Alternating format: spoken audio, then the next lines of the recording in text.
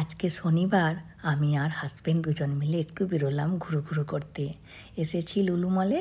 এই দোকানে অন্য দোকানের তুলনায় জিনিসপত্রের দামটি অনেক কম, ওই জন্য এই দোকানটিতে আমরা বেশি আসি। আজকে আসার মেন কারণ হলো একটি মাটির কড়াই কিনবো। আর এখানে বহু মাটির দোকানের জিনিসপত্রের দাম দেখে মাথা ঘুরে যাবার মতো অবস্থা, কিন্তু এই লুলু মলটাতে মাটির জিনিসের দাম অনেক কম।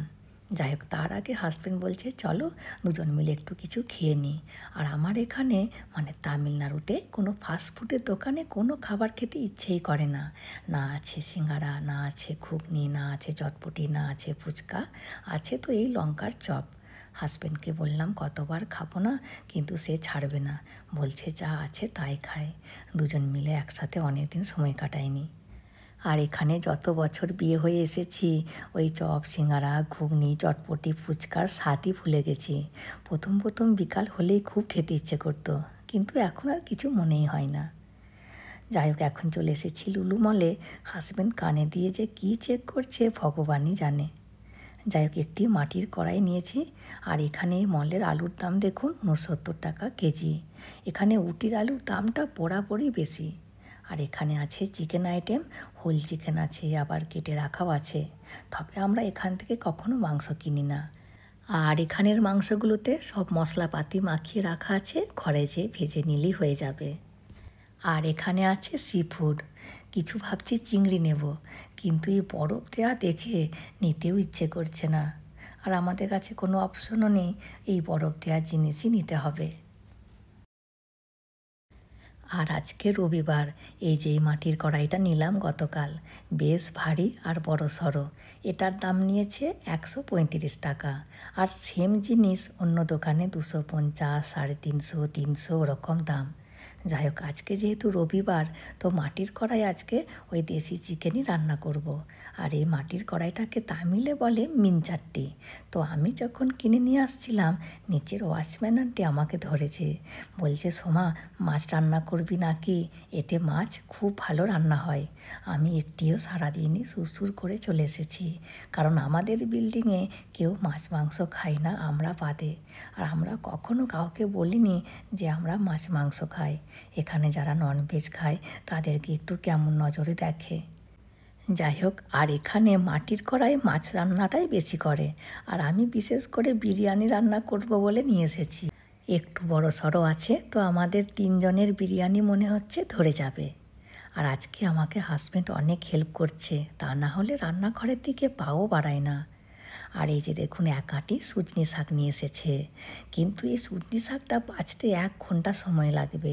ভেতরে ছোট ছোট শাকে ভর্তি থাকে, ওই জন্য হাজব্যান্ড আমাকে হেল্প করছে। আর এই মাংসটার ঝোল হবে। আর এই মাংসটাকে নারকেল পুদিনা ধনেপাতা কারিপাতা দিয়ে বানাবো। এই মাংসটাকে এখন ছোট ছোট করে কাটতে হবে। আর আজকে আমরা এখনও ব্রেকফাস্টই করিনি, আর ছেলে শুধু ব্রেড খেয়ে নিয়েছে। ওই আমরা সকালে একটু চা বিস্কুট খেয়েছিলাম, এই যা। আর আজকে আমাদের এই পেয়ারা আর কলা আজকে আমাদের ব্রেকফাস্ট।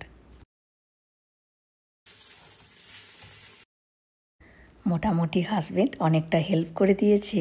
চলুন এবার বরং এগুলো যেয়ে দিয়ে আসি। আর অন্য ফলের তুলনায় এই পেয়ারা আর লাল কলা আমরা বেশি খাই। আর অ্যাপেল মোটেও কেউ খেতে চায় না।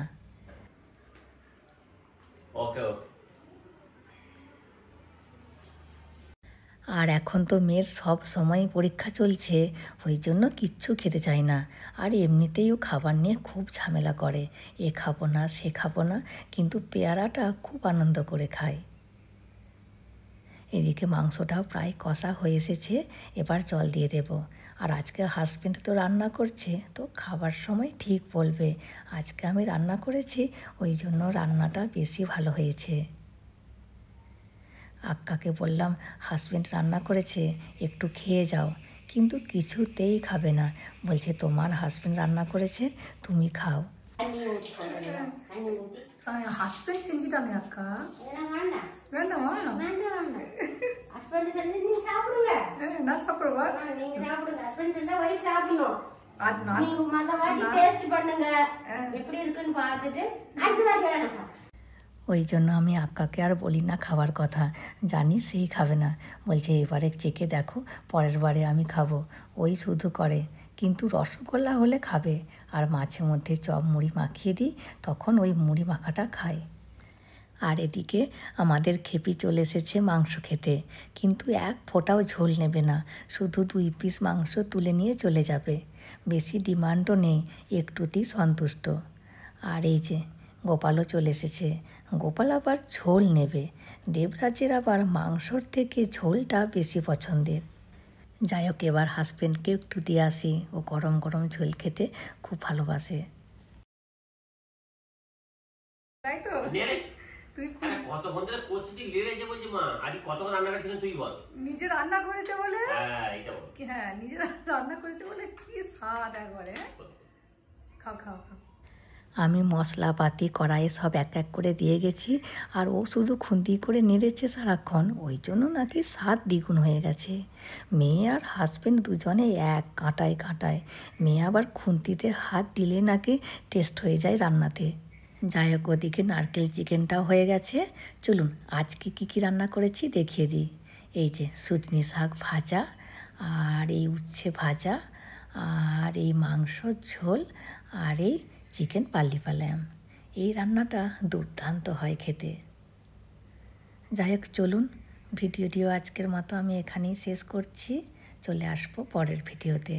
হাসি খুশি থাকবেন, সবাইকে হাসি খুশি রাখবেন। আর যদি ভিডিওটি ভালো লাগে please like, comment and share করে দেবেন, আর অতি অবশ্যই সাবস্ক্রাইব করে দেবেন। Thank you.